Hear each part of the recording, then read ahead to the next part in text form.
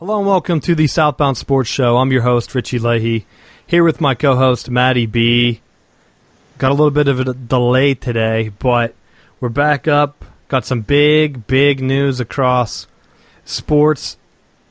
JPP, Jason Pierre-Paul, has been involved in another accident. That's how I'm going to kick off this show, because you've been getting some heat. It wasn't fireworks, was it? No. You've been getting some heat on voluntary workouts, Matt, but this is the kind of thing, I know these guys are millionaires, that is one of the reasons why I'm behind a little bit of the workouts, because like you said, it builds some camaraderie, and it keeps players out of trouble or out of doing something stupid. I understand that they're not for everyone, but he had a fireworks accident. He actually, lost some fingers. Yeah. I think he plays with a club, right? I mean, I don't know if he does anymore, but he had a glove on or a cast, basically a club as a defensive end. Doesn't really matter. I mean, what would he lose? His rip move, maybe? You need maybe two hands to do something like that, but other than that, if he's probably fine with a swim move, any type of club, power rush he can still do. But this time, it's a single-car accident. He hasn't been cited, but none of the details are come out. I think they have said that it was due to speeding, but they haven't really confirmed that. Only a couple random sources, so I don't want to go on record saying that is 100% the issue. But just like Jose Fernandez in the boat, when it's a single-car accident or you're doing something late at night, most likely you're going to be the one at fault. So, I mean, I hope it's something minor, but they're saying that he fractured his neck. So I think they... Yeah, and he's looking to get a second opinion right now. So there's a chance that by meeting with the doctors that they may clear him. But I highly doubt it, because when it comes to neck or spinal injuries, no one with two brain cells clicking together is going to be willing to sign off on that. Because if there is any type of potential problem and he gets paralyzed, that's a lawsuit's out the wazoo. Well, it's 100%. You have players already complaining about post-NFL, health care and things like that. They cannot risk having him come back. At least it gives them an out, though. If he comes back and says, hey, I'm having trouble walking or anything neck or spine related, they can say, look, you were in a car accident. You came back and played. So I wouldn't write it out yet.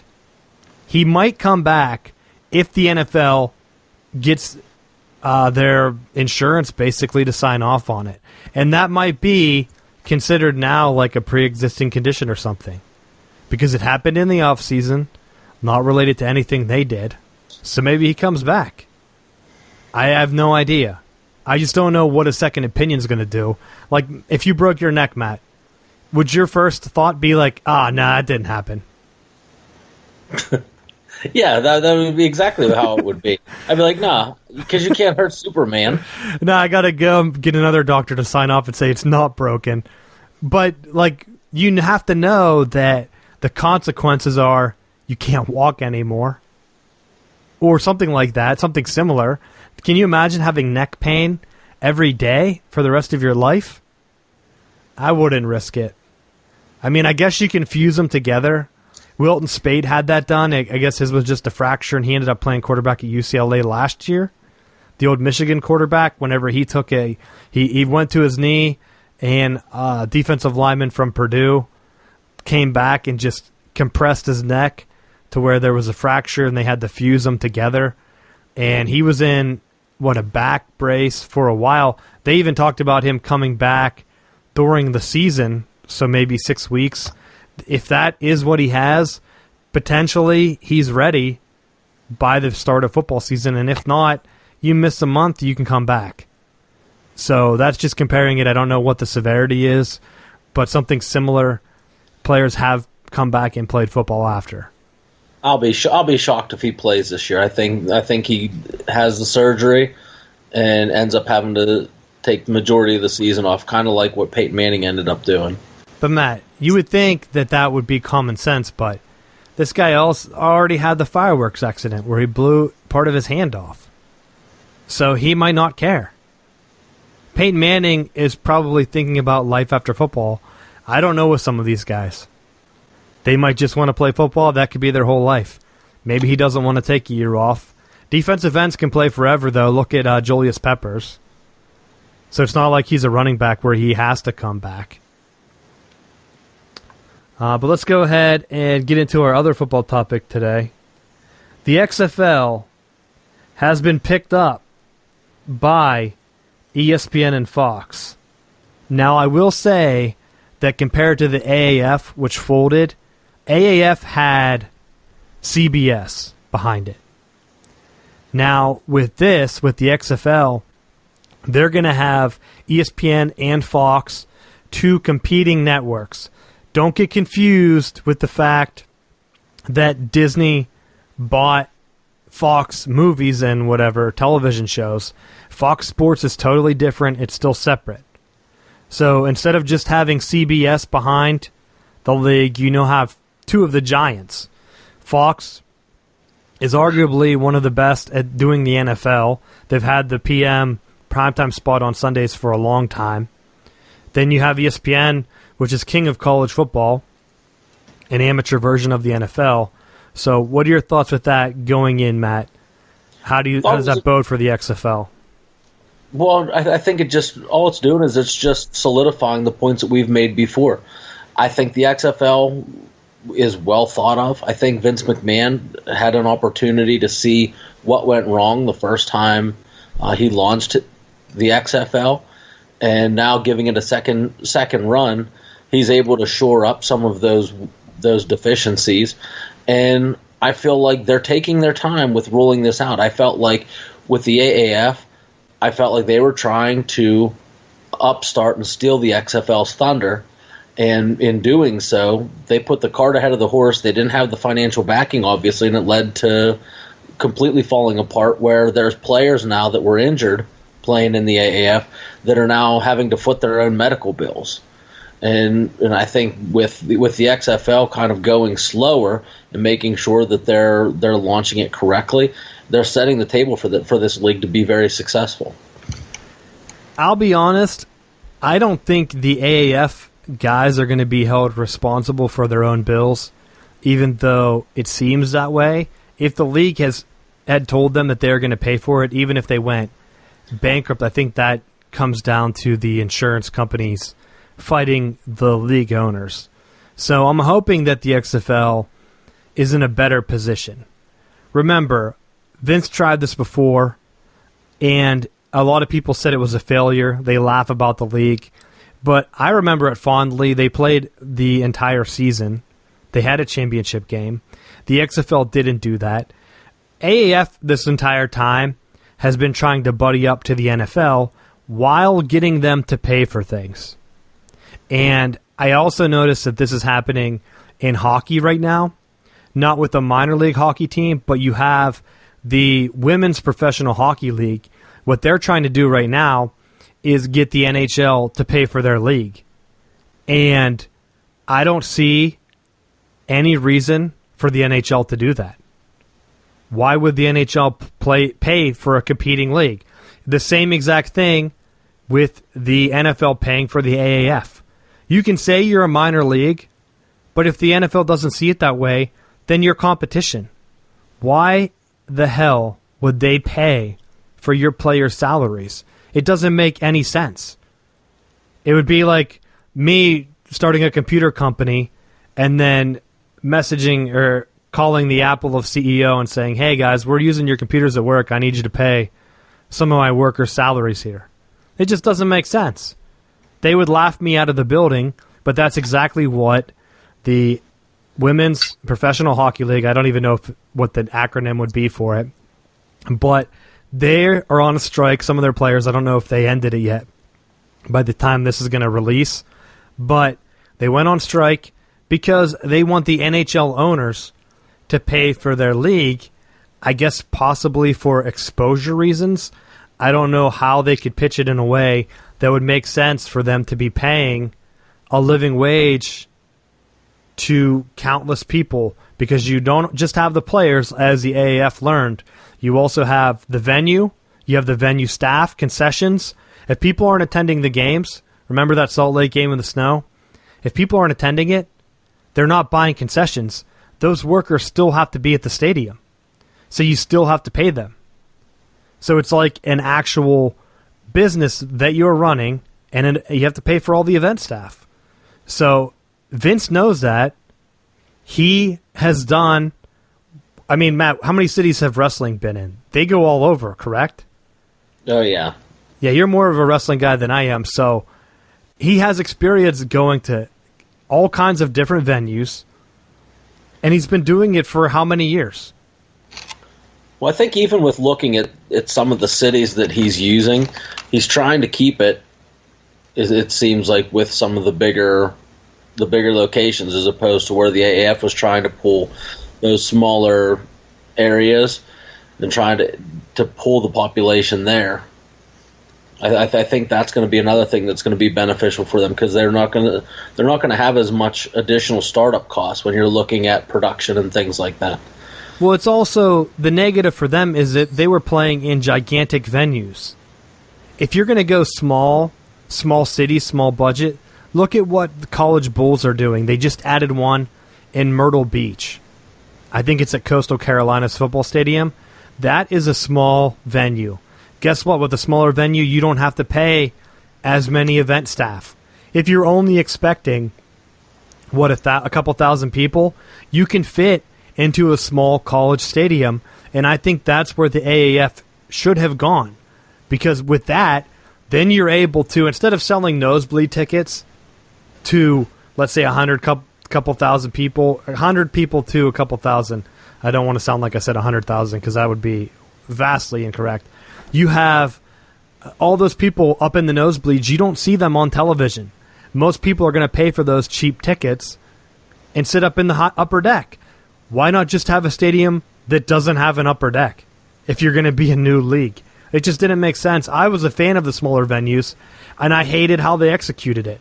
Plus, then you're in big cities like Salt Lake City.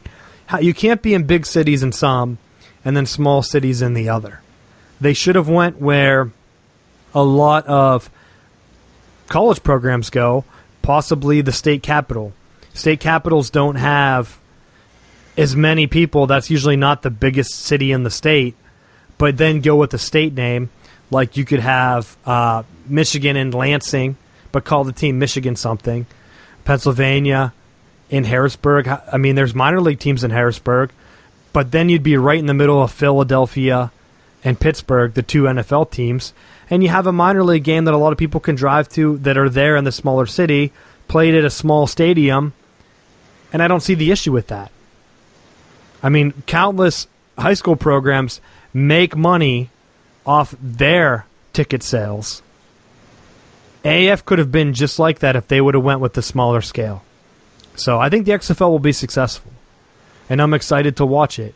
And I hope that they spend big and get some of the big athletes that have been going up to the CFL. Because I don't want CFL to be the minor league, because I don't care about Canadian cities, and I don't care about Canadian teams. America all the way. Got anything else on the XFL, Matt? No, that patriotic stance. But get real, you don't want to watch another country's athletics, do you? If it's not the Olympics where we're competing with them, why would I care if a bunch of teams in Canada are playing? It just doesn't make sense. The money's not going to stay in our country. It's not going to help me. If I want to go see the team, I'm going to have to, get a visa and go across, or a passport, go across country lines? It's just it doesn't make any sense. Build a minor league in our country. That's honestly why I hate the NFL expanding. I know we've talked about it before, into Mexico City and London. Why? Why? Unless you're doing an international pod, or creating a true Super Bowl where you have enough teams in other countries to do an American conference versus an everyone else conference. It just doesn't make sense to throw 2 or 3 teams in different countries. So, I don't know. We'll see what happens. Let's get into high tempo. I saw your tweet. You got something for us, Matt? Yeah, looking at the Kentucky Derby over the weekend. Sloppy track conditions led to a really bizarre finish. Seemed like it was pretty much a straightforward. Maximum Security pulled ahead and finished the race first. However, just like our President Donald Trump tweeted out, due to the political correctness, they went ahead and disqualified him and gave it to the runner-up, Country House, marking the first time that the winner was disqualified for an in-race foul. So apparently what ended up happening, if you didn't watch the race, the horses kind of impeded the progress of the second-place guy. So where it looked as though it could have, in theory, created a domino effect where a couple different horses could have had an opportunity to advance, but ended up, because of the weaving in and out, they ruled it that way. Under most circumstances, I kind of feel like they should have just stuck with the winner. But being that you're dealing with the horses and with when animals are on the line that they could potentially be seriously injured, I think that they erred a little bit more on the side of caution, and I kind of like that they went that route, even though in the process it screwed a lot of people out that were gambling. I'll say I got all of my race etiquette training from watching Cool Runnings, and I will say, Matt, that anything should go. Because if a lane foul can end the Olympic hopes of a couple runners because one of them tripped and got all of them to fall down, and then they had to create their own bobsled team, why can't a horse weave back and forth? They're animals. You're basically what? Betting on them to win a race? They're running for their lives. If they get hurt, they kill the horse. It's like a crazy sport. Exactly, which is why I feel like I'm glad that they erred on the side of caution in this case. But let the results stand. Why would you take it back? That's almost like, remember when the Seahawks threw that pass that the Patriots intercepted? It'd be like the NFL saying, no, sorry guys. Or like even the Saints game this year when they didn't throw the flag, it'd be like, yeah, you know what, we're going to come back and let the Saints finish that game just because, which a lot of fans wanted them to do. Hey, there's going to be errors in the game. And if a horse is running wild, game's over, they just give the game to the Saints because, we missed that call. So true, that would be taking it to the far extreme. But from that other side, though, if he doesn't impede that horse's progress, who's to say if he stays in his own lane, that horse doesn't pull ahead and pull the win out, or one of the horses that are maybe not even that horse, but 2 or 3 behind, because they were all in that cluster together, and then after that lane swerve, that was when he pulled away. So, it could have had a drastic domino effect with the other horses in that race. So that's why they made that call. Now, I definitely think that the track conditions, considering how bad it was raining and how muddy it was, I think that it was pretty well maintained given the fact that it was raining and in potentially really hazardous conditions. Like I said, you're dealing with animals, let anything go, and let the results stand. Why would you call and change the victor? That doesn't make any sense. If I was a gambling man, which I am, I would go nuts if I had bet on that horse. No, you just would have picked up all those winning tickets that people threw on the ground all pissed off and cashed them in. Made a couple bucks. Well, to be honest, that is probably a thing. How many people threw their tickets away before they reversed the call? Probably a bunch. Probably a bunch. So, I don't know. I just don't like how people can just call and fake the decision. It's kind of why I honestly think boxing has gone downhill. If you remember when boxing was the most popular sport, you didn't really have a lot of televised events. Now, it seems like every boxing match or even UFC match that isn't a submission that goes to the judges, I'm always sitting there second guessing, like, did these judges watch the same fight I watched? And then I have to sit there and think, oh, wow, well, that was kind of awful. I thought so-and-so should have won. And it's like, why am I watching this? It's almost like a fake sport. Like, are they going to start letting people box to the very end till someone gets KO'd? No. Well, then, okay. Then anyone can just pick whatever score they want. If you're not going to come up with some electronic scoring method, then go for it. Horse racing, after that I saw that reversal, I lost a lot of respect for the sport. I didn't even know they did things like that. So, let's get into NHL playoffs. The Carolina Hurricanes down here, my local team, they are sweeping through. I was hoping that the Penguins would play them early before the playoffs started because I thought that would be an easy win for the Penguins. Easier than the Capitals, of course. And then they swept through the Islanders so fast that now I'm wondering, how far behind are the Penguins? So, Matt, do you think this sweep of the Islanders makes the Penguins look bad, or do you think it was another matchup issue? I think part of it was matchup issues, but I also just think that the Penguins just had a bad series. And, you know, I'll beat the dead horse, and I feel like with the style of play that they won their cups with, they were playing fast, they were playing aggressive, they were keeping the puck in their end, and they were playing good defense. You know, kind of the standard blueprint, and they didn't get it done. And I'm actually surprised to see that they're marketing out, or they're trying to get fillers to see if anyone's interested in trading for Malkin. Do you think that Malkin will get traded? Honestly, no. What do you think? I'm not going to rule it out. I think if someone is willing to offer the right combination of picks and players, I don't think that it would totally be a bad idea, because if you're already looking at a couple years away from needing to rebuild anyhow, then why not try to see what you can get before these guys are completely at the end of their careers? Does it feel like Jaromir Jagr to you? No, because Jagr is like 1,000 years old and he's still a phenomenal player. No, but I mean, going back to the 90s with him and Lemieux. Does it feel like that type of end of an era? Because we were young at that time. I mean, I almost want to say yes, just because with them winning the Cups recently, I kind of get that feel, because the way Malkin played at the end of the year, I mean, it was bad.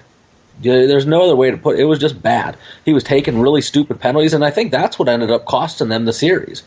You know, when every time you turn around, you got a guy that you're playing shorthanded. That's tough, regardless of what level you're playing at, to win games. That's very true. And I think, at first I thought, no, I don't think they'll trade him, because I think they're going to want too much, is my theory behind it, and they're not going to get something that they like, and you're going to be hamstrung with him on the team again. Now, if he keeps making bonehead decisions and hurts your team, will they get fed up with it enough that they make an in-season move, possibly? I don't know. It really depends on what they can get in return. And I mean, like, look what happened. They traded Hagelin. He was awesome there for the Caps for a while, until, of course, Carolina eliminated them. But then you're down to just playoff hockey that's kind of matchups and kind of momentum, because I believe the Hurricanes went to overtime the first two games in New York against the Islanders. Whenever you lose two overtime games at home, your team is bound to fold. They had to go to Carolina, and Carolina is a loud stadium. They're a young team. They have the city behind them, and you couldn't come back from that. You can't lose two games at home to start the series, any series. I feel like that's tough to come behind, and I think that gave the Hurricanes a little bit of momentum in the series. Well, and the Hurricanes owner, he probably is just beating the players because he's like, hey, I got to make this money back that I fronted to the AAF. But did he really lose that much money? I didn't know if he even lost anything. He's just writing it off. He probably did. He has all that merch. That's what he wanted. He wanted to buy merch, and now he's selling it. He wanted all those starter jackets. He's going to mark it up because it's a limited edition. And to be honest, dude, if you search AAF on like Twitter and stuff, people are still buying merchandise and posting their pictures of wearing it, which to me is absurd. That would be like me carrying around an Enron card. Like, nice, I got my cash card. It says Enron on it, baby. Waiting for the comeback. Because it's basically the same type of ripoff. They didn't even have a championship game. And I did see a couple of guys that were wearing, and I don't know why I looked this stuff up, that were wearing custom Orlando Apollo's championship shirts. So I don't know if someone got them printed.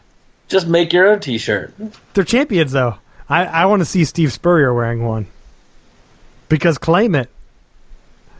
Claim it. Like I said, if Alabama can claim all those national championships, why can't Spurrier claim that as a championship? I wish they would have gave him a ring. Maybe if the Hurricanes make the Stanley Cup Finals, the owner will invite Spurrier onto the ice and give him a commemorative AAF championship ring and T-shirt and visor. Because I would tune in for that. But let's get into anything else on the NHL? Nah. All right, let's get into some big talk. NBA. I predicted that Golden State was going to destroy, especially after the ref complaining that they did, the Houston did. And right now the series is tied 2-2. I don't know what games are on tonight. But then your boys, 76ers, Matt, they're tied 2-2 as well. What are your thoughts on that series? Well, I'm glad that they're down right now in the third, 73-57, but they're playing better than I had anticipated after that first game. I felt like the first game, I was hoping that was just a one-game fluke where they were just hitting every shot under the sun, but it's a pretty well-balanced series. I still have confidence that they can pull it out, but they can't get themselves sucked into a spot where they're trying to just get into these long banking on making a lot of three-pointers late. I think when they work the ball down into the post and let Embiid shoot they take those high percentage shots, they build their leads much quicker and they play much better doing it that way. Yeah, I'll be honest, I'm surprised that the Raptors are playing so well. Just because I'm used to them flaming out in the playoffs. They have choked so much in the past, and I know they have Kawhi now, and a lot of people were comparing him to Kobe. But you're at a point where if he gets it done with this Raptors team, and who knows, he wins this series, has them go over the Bucks in the next round, and then you could potentially be in the finals, maybe not even against Golden State. At that point, it's open season. So why not? I think it's right there for those teams, the Sixers and the Raptors. I'm a little bit surprised to say that the Raptors are probably going to take the advantage tonight. So when this airs, they'll be up 3-2, unless something drastic happens. And who knows? They're one game away from moving on. Same in the other series. I thought for sure Boston had enough guys with playoff experience that they were going to come out and get it done against the young Bucks. But Milwaukee taking that next step, up 3-1. They're ready to move on. And, I mean, who's to say that we're not going to have a weird Raptors-Bucks Eastern Conference Finals at the beginning of the year? How many people would have predicted that if that is what happens? Not many. I mean, well, and you look at Kyrie Irving. I mean, he's bricking shots left and right that very uncharacteristic of how he's typically played. And I think that's really hurting Boston in this series. When you're like 7 of 22, that's a bad day. That's a really bad day. And I was banking on him and Al Horford being the difference makers. I think Horford really went off on the game one, and I haven't seen enough of a difference in him after that. Could it be because Marcus Smart has been having health issues? Possibly, but you would think that Kyrie would be able to play through that with the young Boston core and get it done. I just haven't seen it. I don't even know where Boston goes from here. It seems like every year Boston's talking about how they're going to get this free agent or that free agent. At some point, you need to start playing the now. Why are you trying to court everyone under the sun? A couple years ago, it was Boogie Cousins. Now they're trying to get Anthony Davis. It's like you're not giving your team any confidence whenever you're already throwing out trade rumors or putting your name out there and then giving a list of all these players that are potential trade baits. How is that going to make your team confident that they're going to be playing together? I can't think that helps the team at all, and it only hurts them. I mean, it seems like that's the only team that's doing that, too, that's in the playoffs. What other a general manager just says, hey, you know what? I'm going to have a public reach out to so-and-so player, and I'm also going to let other teams know that these couple players are available while they're playing for me in the playoffs. That's just nuts. It doesn't make any sense at all. I could see that's almost like a Bengals move or something. If anything, that's almost like collusion. Yeah. Basically, in the MLB, they get people just tweeting at each other. They're finding them back and forth, trying to keep it a gentleman's game. In the NBA, it's like the wild, wild west right now. Refs don't know what they're calling. Players are just doing whatever they can to flop and make the game look ridiculous. And then players are teaming up, trying to form super teams. And it has to just be hurting the bottom line. I mean, if you can pinpoint what team is going to win the championship preseason, which almost everyone said Golden State, sure, they might be eliminated, but at this point, you don't know. They could go on a tear and still win the finals. We don't know. You need a team like, dare I say, Milwaukee or the Raptors to come out and get it done. 76ers I'd put up there too, just because a lot of people have been saying trust the process, although I don't think the NBA wants them to win because they don't want to reinforce the fact that you can tank to get a championship. That used to be a thing in the NBA. Remember whenever the Spurs got Tim Duncan? Because what? Was it David Robinson got hurt or something? And then they tanked? Yep. And got Tim Duncan. And then they, won 5 championships with him? I don't even know what the total was. So they're trying not to show that that's a thing. Even though Cleveland tanked, got LeBron, it took a while. They got the hometown kid. And they tanked a bunch of times after that. And if they would have been able to draft at least semi-competently, they could be set up just as much as any other team in the league. So, I don't know.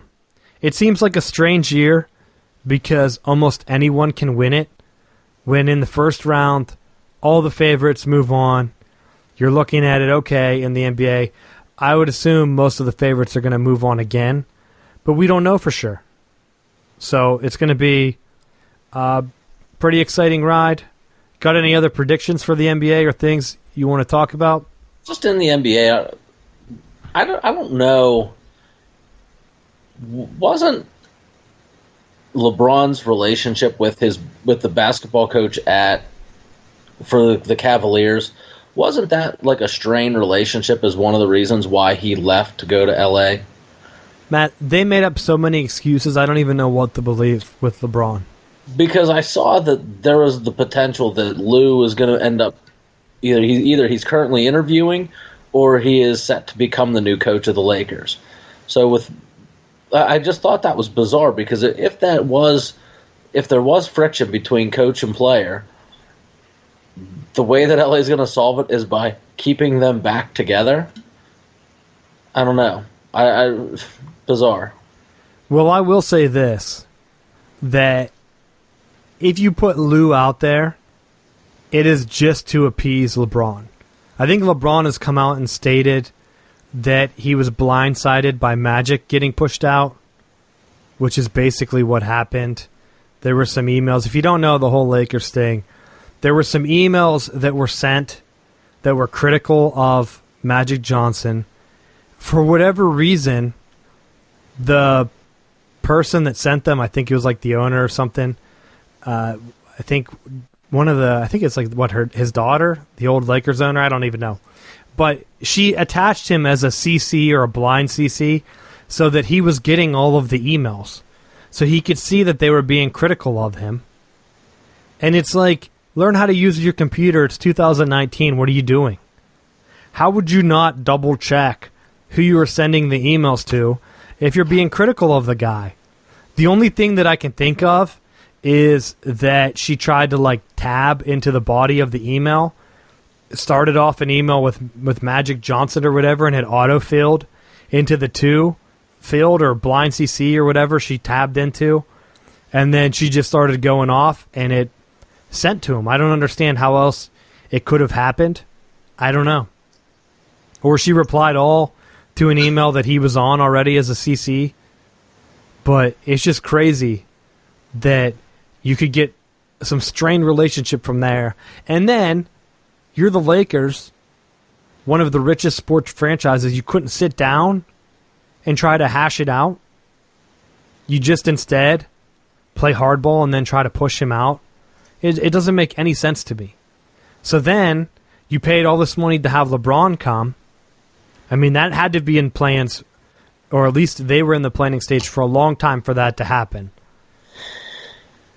And then you don't even fill them in that, hey, we had Magic recruit you here, and I made a mistake. I included him on a bunch of emails. He's pretty pissed at me, so I'm just going to fire him.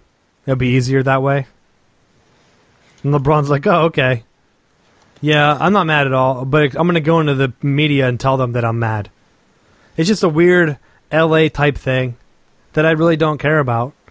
And I wish LeBron would have stayed in Cleveland, because I think he could have done a lot more for the city instead of going to LA to very obviously work on his television career after basketball. He's already doing game shows. So, I don't know. It doesn't make any sense. Hopefully that fills in some of the blanks for people that don't watch the NBA. I know a lot of listeners are around Pittsburgh. We don't have an NBA team, so. Anything else you want to add on that? You can add on my ramblings there, Matt, if you want. Nah, I think we covered it. All right, we got some college news. Basically going to seg this into some college football stuff. But in the Big Ten, the Fighting Illini of Illinois set to create their Division I hockey team. May 14th, there is a Big Ten press conference in Chicago, which a lot of the rumors are flying that the Big Ten is set to announce the University of Illinois joining the Big Ten Hockey Conference, which is relatively new. They didn't have enough Big Ten hockey programs even, a decade ago to have the league. They finally sat down and got it started with 6, I believe. Michigan, Michigan State, Wisconsin, Ohio State, Minnesota, and I believe Penn State, unless I missed one. I know Penn State was part of the initial group, I believe, and them getting a hockey team really put it over the edge. Then you had Notre Dame, of all teams, they joined the Big Ten Hockey League, and you also have Arizona State joining, because Arizona State's the only Pac-12 team that has a hockey team. So now the Big Ten is looking to expand. They're actually making money off of hockey because Michigan has always made money. Minnesota has always made money because you can sell out your stadium.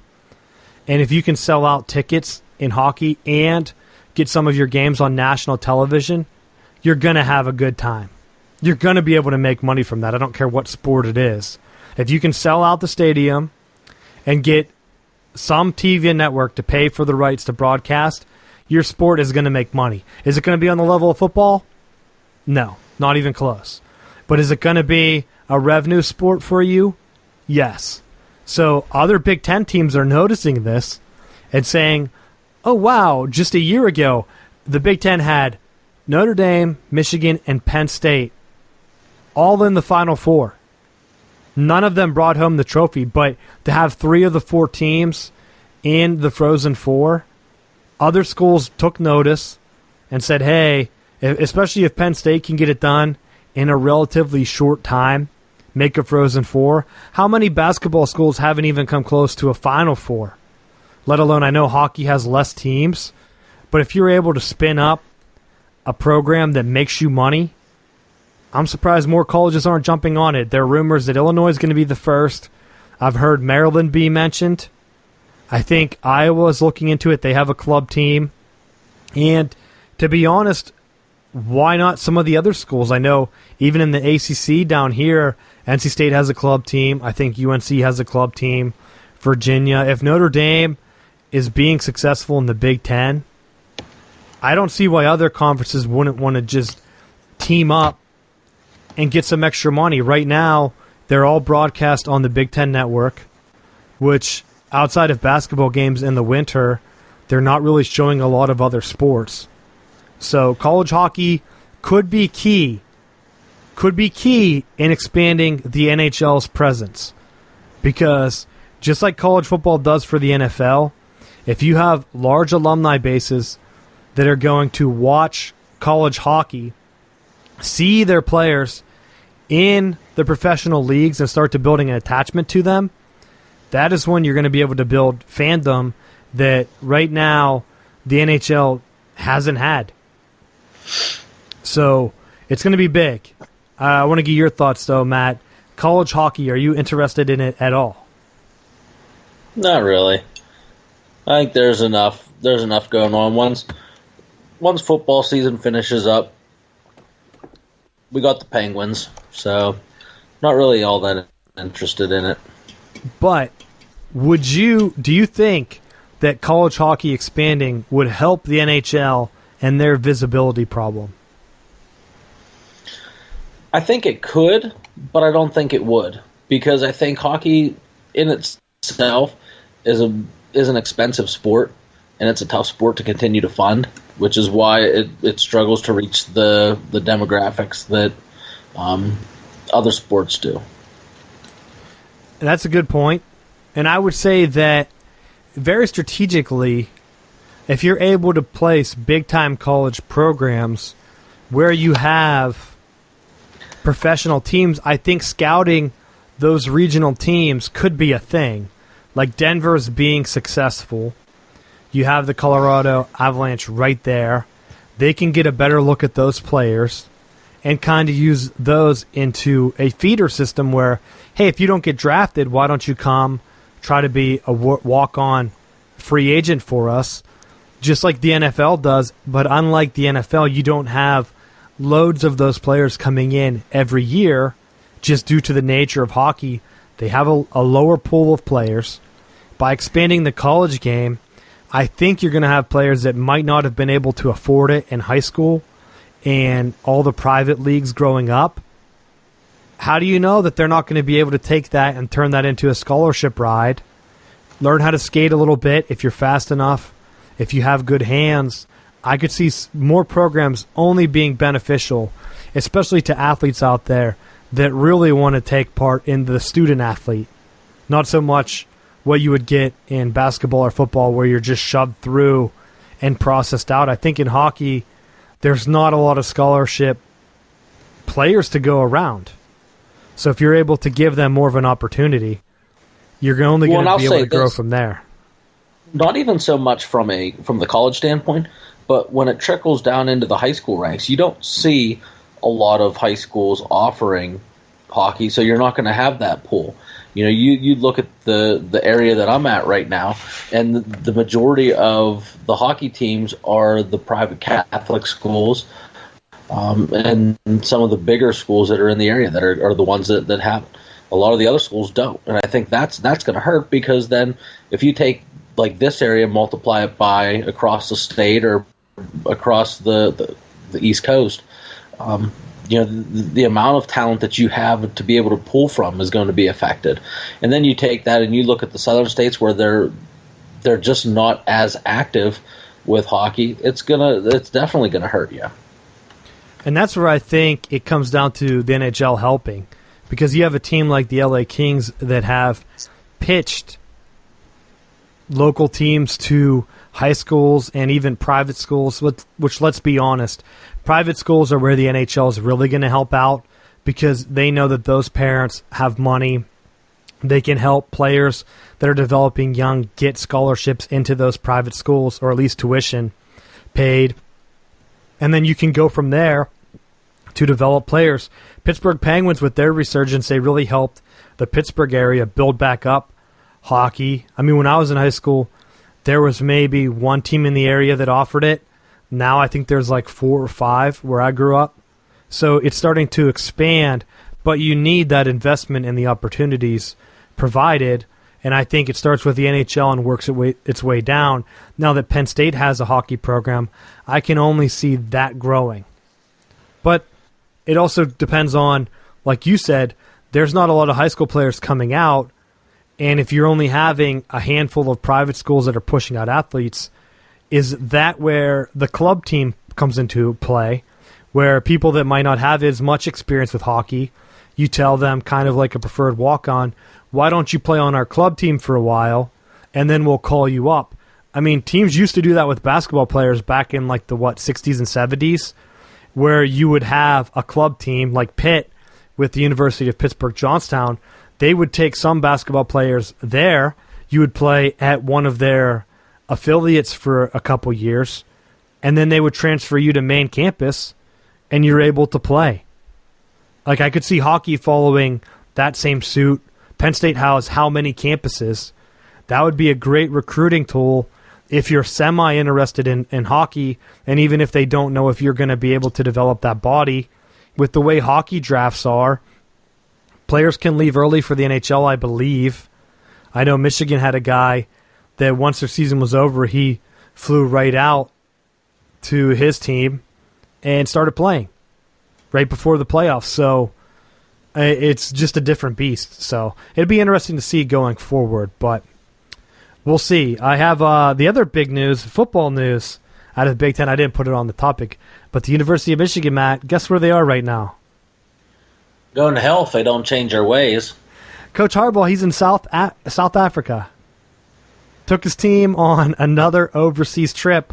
As a coach, we know you've been big on camaraderie. What do you think of the overseas trip? I think you might as well take advantage of it while you can before the NCAA shuts it down. I think this is, when you're looking at funding, it's a booster. It's an alumni that's paying for it. So it bypasses a lot of the NCAA regulations, but I think it teeters towards that slope of, we're not paying players, but if you're going to, say, Illinois, that's not taking players overseas versus going to Michigan, where they are taking you overseas, like, that's an added bonus, aside from what the bag men might be giving you, that might pull you in the direction of committing that way. So it's creating that system of haves and have-nots. And I'll say that I think the NCAA has pushed back a little bit, and I don't know if that's the reason, but this year on the trip, I do not believe that they're having any football-related activities. When they first started doing it a couple years ago in Rome, I think they had practices, and then it got pushed. And I think in France they did some things, but now they're pretty much just taking a tour and doing it like an educational trip. And I did see some bonus that a couple players that were either graduating or that are transferring out are on the trip right now. I think Brandon Peters, quarterback, is one of them. His name is in the transfer portal right now because of the way Shea Patterson played and came back. Brandon Peters is looking to move on, but Harbaugh didn't hold that against him. He's on the trip right now, so it definitely could be used as a recruiting tool. Like, hey, even if it doesn't work out, you're still able to go on a free trip overseas and see some of the things in other countries that, let's be honest, if you go to a smaller school, and I don't think it's going to sway any of the 5-star players, but let's say you're a high 4-star from a team, or let's say like even Maryland, because Michigan's been recruiting heavily there, and I think Biff Poggi, the coach we always talk about from St. Francis in Maryland, he was on one of the trips because I believe his son was there. I think Harbaugh has mentioned him helping plan it. So you can't think that if he's coaching at St. Francis and he has a recruit coming up that's a 4-star that's going to pick between Maryland and Michigan, and he's like, look at it, I don't know if I'm going to be able to play up there, coach. And he says, but you can at least do other things. If you don't give it a go, you still get to go overseas, and then you can transfer out. Not a big deal. So I really think it's going to put them over the edge when it's coming with some of the more developmental guys. Like, I don't think any 5-star is going to pick Michigan just because they're going to go to Rome or France. But I think it does have some recruiting implications, and that's where the NCAA is going to really step in. But to be honest, I don't think they care. I don't think they're going to care because it's not going to sway a recruit that's down between Clemson, Alabama, and Michigan, like Rashawn Gary was. It's not going to be like, oh, yeah, I'm going to go to Michigan because they're taking me overseas. Like Rashawn came out and said, I picked Michigan because of like the academics. And so until recruits start saying that they went there because of the overseas trip, if a recruit says that, I would say immediately the NCAA is going to start investigating it. What are your thoughts on that? I would agree. If there is any inkling, NCAA is going to be all over it. And you're saying about Clemson, they just signed the number 1 quarterback again. That it's a matter of time till that shoe drops where the NCAA is investigating them. Because how do you recruit above and beyond a level that even Alabama could reach? I mean, they have like 3 or 4 of the top players in their positions in the country right now. They're cleaning house. It's actually impressive right now. Speaking of that, Clemson right now has the number 1 recruiting class of all time if it holds. That's what they're running towards. And that might be taking into some of the guys that are crystal balled to them. But that would be ridiculous if Nick Saban had such a run at Alabama that he was able to put together a string of like 5 or 6 number 1 recruiting classes in a row. If Dabo Swinney was able to crush that in just a few years. Remember, it wasn't that long ago that they were giving up 70 to West Virginia in the Orange Bowl. Like, it's baffling how they can take a team that gets embarrassed in a big bowl game. I think it was one of their first in a while too. They might have been in 1 or 2 with Dabo before, but that was supposed to be the turning point for them, taking on a weakened West Virginia team that wasn't the same since Rich Rod had left, and they got slaughtered. And then after that, they turned it around. They were able to get Sammy Watkins out of Florida. He might even have been on that 70-point team, but they were able to get some big recruits to really help push them forward. And it's mind-boggling to me that just a couple months ago, Dabo Swinney basically admitted to giving their players the Ostarine supplements.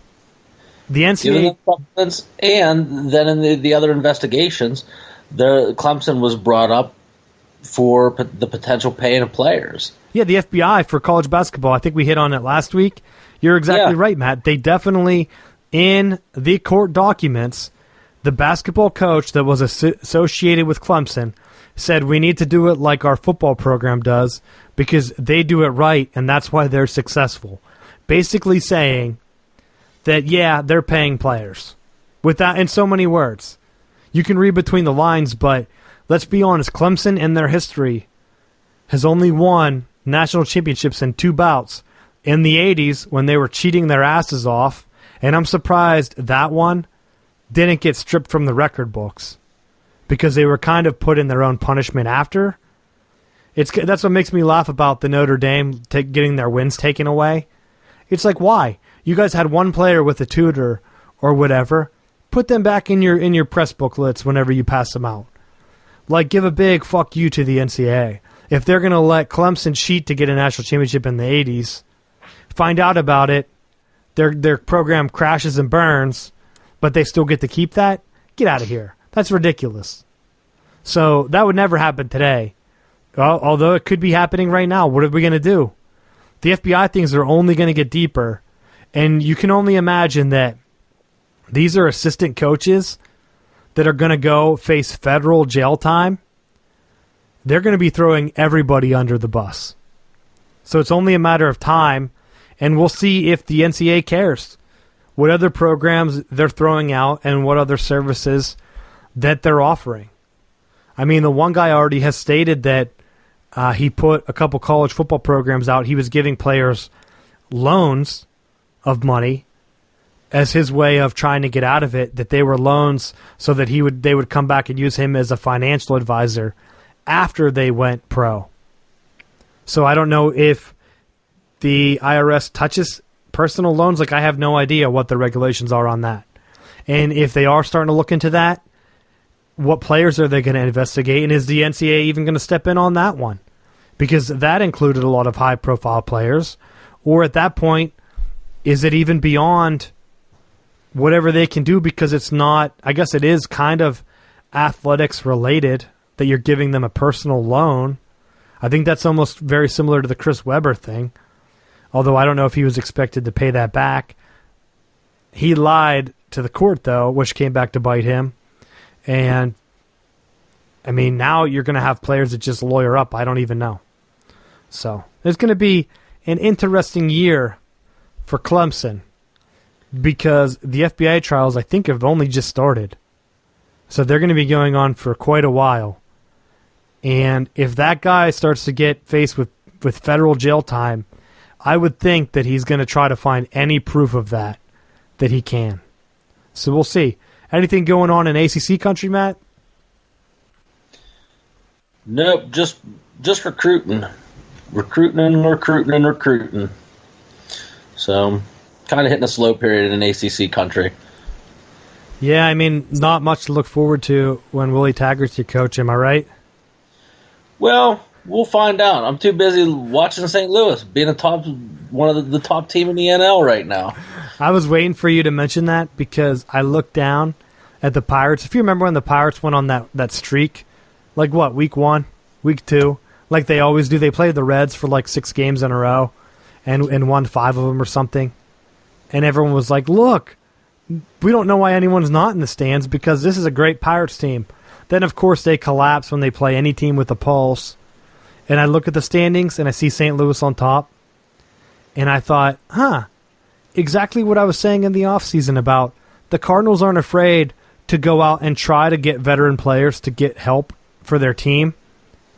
So any Pirates fan out there that has been arguing with me or complaining that the Pirates don't need to get that money because there's no free agents out there for them to get, or they can't make any trades. It takes time to build the roster. Look at what St. Louis is doing. They're making moves, paying guys.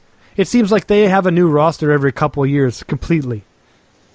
They're letting big-time players like Pujols go over time, bringing in other guys, and just getting it done.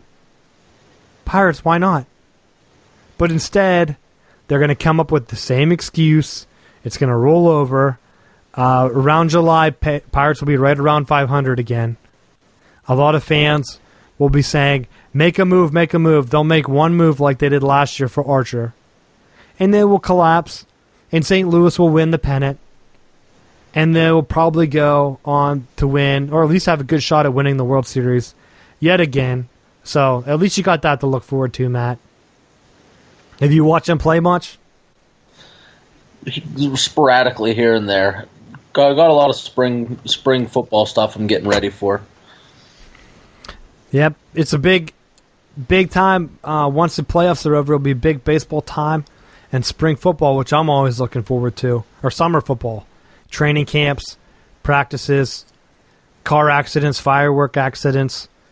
So a lot of exciting stuff coming up. Pistol in your pants and accidentally shooting yourself. The Plaxico. That's because he was a Spartan, Matt. Spartans will get in trouble in the NFL. But anything you got for the final bell, which of course I forgot to put on the docket? I do. Or I know in the past we had talked about our XFL and trying to recruit players. They reached out to your boy, Tim Tebow. And he said, nah, I'm liking this baseball thing. Looked at his stats, 10 for 77 for a whopping 130 in AAA baseball. Maybe he needs to reconsider. Come on home to the XFL where he can just wing it and drive everyone crazy by Tebowing. First off, Tim Tebow should be in the NFL. And I think the reason why he would say no is why any sane person would say no at this point. Because if it looks like the AAF, remember how the AAF hired all old NFL coaches? The XFL kind of has those. I mean, look what Pep Hamilton was running at Michigan. That was an old, outdated NFL style of offense.